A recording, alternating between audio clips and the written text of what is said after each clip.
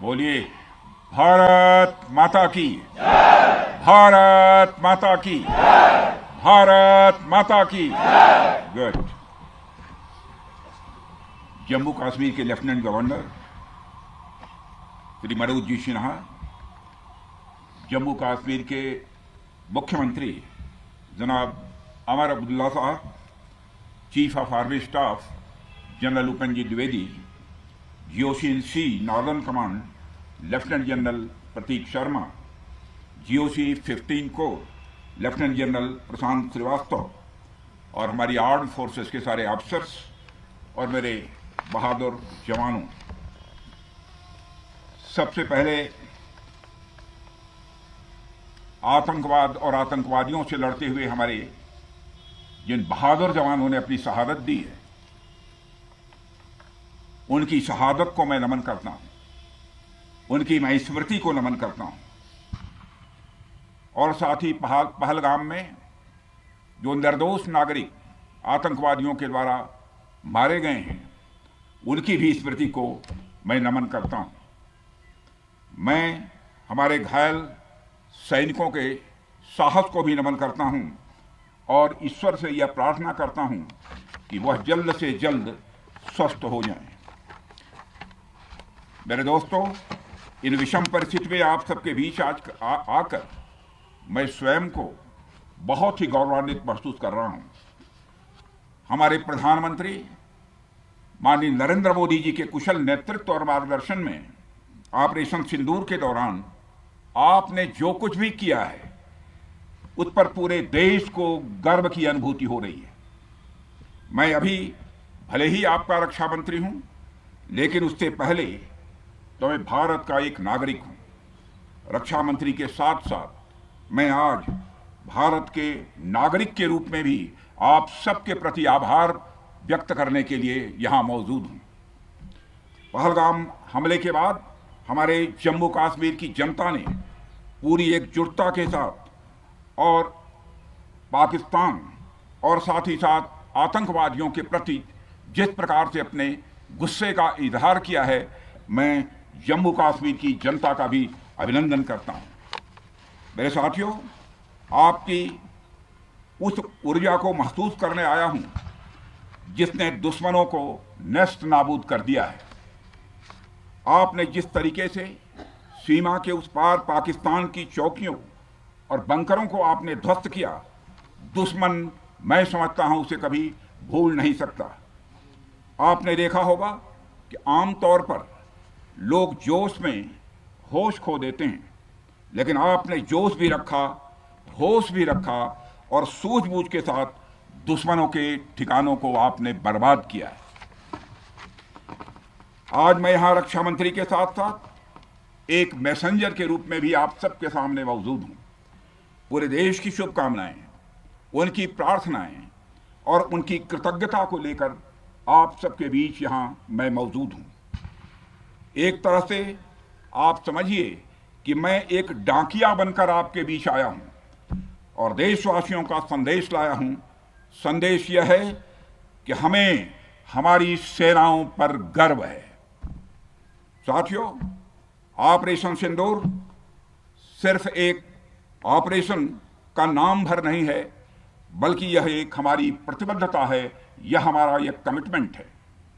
एक ऐसी प्रतिबद्धता जिसमें भारत ने दिखा दिया कि हम सिर्फ डिफेंस नहीं करते हैं, जब वक्त आता है तो हम कठोर निर्णय भी लेते हैं और कठोर कार्रवाई भी करते हैं।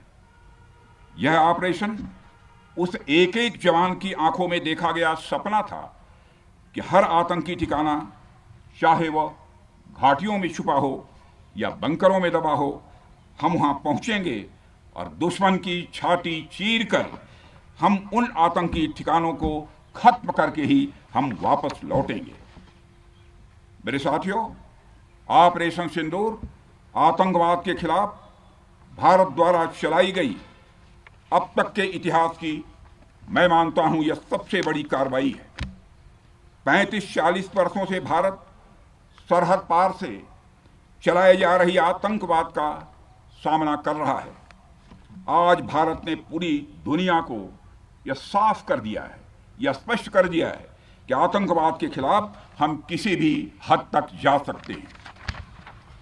साथियों, आतंकवादियों ने पहलगाम में आतंकवादी घटना को अंजाम देकर भारत के मस्तक पर चोट पहुंचाने की कोशिश की है। भारत की सामाजिक एकता को तोड़ने का भी प्रयास किया गया है। उन्होंने भारत के माथे पर वार किया, हमने उनकी छाती पर वार किया है और छाती पर घाव किया है।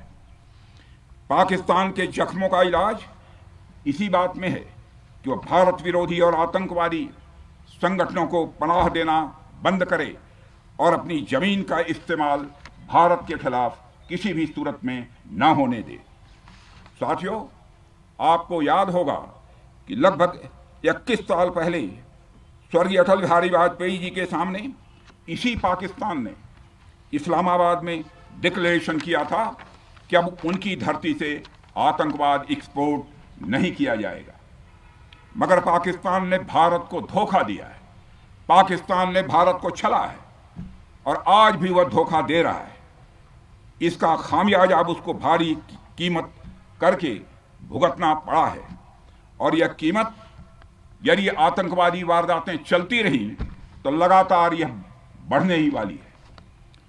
हमारे प्रधानमंत्री श्री नरेंद्र मोदी जी ने दो टूक शब्दों में आतंकवाद के खिलाफ भारत की नीति को रीडिफाइन कर दिया है, इसे परिभाषित कर दिया है, जो यह कहती है कि हिंदुस्तान की सरजमी पर किया गया कोई भी आतंकी हमला एक एक्ट ऑफ वार माना जाएगा।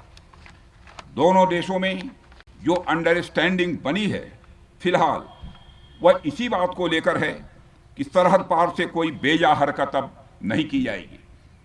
अगर की गई तो बात निकलेगी तो बहुत दूर तक जाएगी। साथ ही हमारे प्रधानमंत्री ने यह भी साफ कर दिया है, आतंक और बातचीत कदापि एक साथ नहीं चलेंगे और अगर बात होगी तो आतंकवाद पर होगी और पाक ऑक्युपाइड कश्मीर पर ही होगी।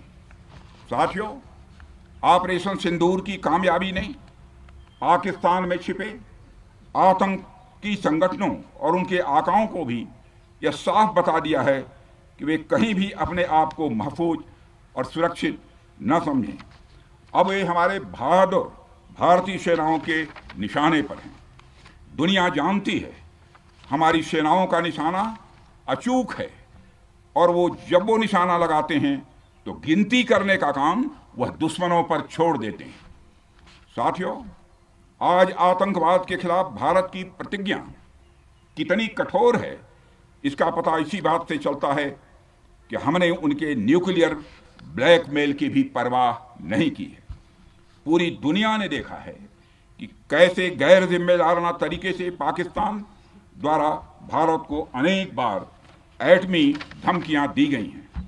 आज श्रीनगर की धरती से मैं पूरी दुनिया के सामने यह सवाल उठाना चाहता हूं कि क्या ऐसे गैर जिम्मेदार और रोग नेशन के हाथों में परमाणु हथियार सुरक्षित हैं? मैं दुनिया के सामने यह सवाल खड़ा करना चाहता हूं। मैं मानता हूं कि पाकिस्तान के एटमी हथियारों को IAEA international atomic energy agency की निगरानी में लिया जाना चाहिए। मैं ये कहना चाहूँगा और साफ तौर पर कहना चाहूँगा